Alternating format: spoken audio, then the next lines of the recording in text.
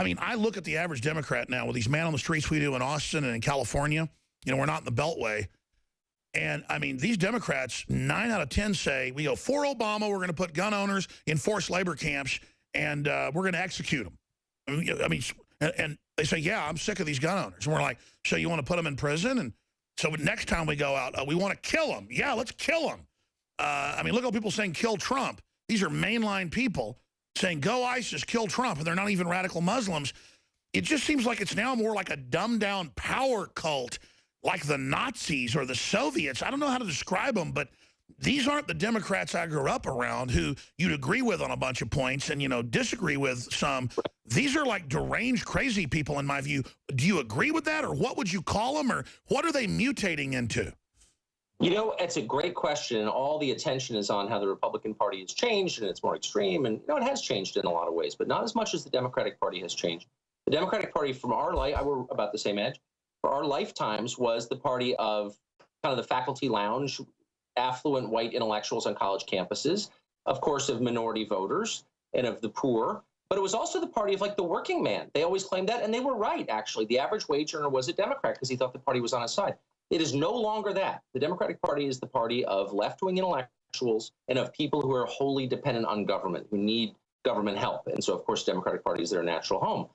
There's nobody in the middle. They don't represent normal people anymore. So it's a gang. It's a gang. It's a gang. It completely is. And so without the leavening effect of normal people with jobs and families and, you know, and maybe a week of deer hunting every fall, they have no reference points for what's normal. And the authoritarian impulse, which has always been on the left, because the left believes that politics is the way to improve the world and human nature itself. So they take politics much more seriously than the right does, for sure. That authoritarian impulse has nothing to hold it back. That's right. And it's in full flower. And the gun issue, I don't even talk about it much on the air because it makes me too emotional. And I become tongue-tied because it makes me so angry. But I'll just make the obvious point I know your viewers agree with. But they're not even pretending that gun control will make the country safer, because it demonstrably won't, or prevent terrorism. It's absurd. They don't even try.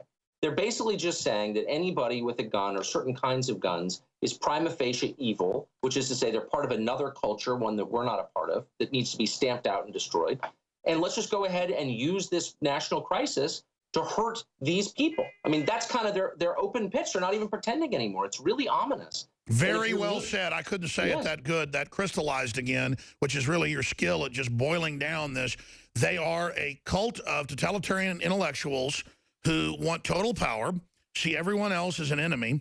They have radicalized their party, which has radicalized the Republican Party, but they are the real drivers of that. Then they have this giant constituency that don't work, who are scared and programmed by the lies that the intellectual left is telling them. So it's a giant gang run by a control freak cult waging war on the family, language, the individual. It's a nightmare scenario. I think that is true. And the most lasting damage they will do, though, is introducing a hard kind of ethnic politics into American life, where their appeals are explicitly racial. Republicans are white. They hate you. They don't understand you. They're unreasonably racist. This is the president's point in almost every address he gives. The real threat is bigotry here at home. It scares the hell out of people.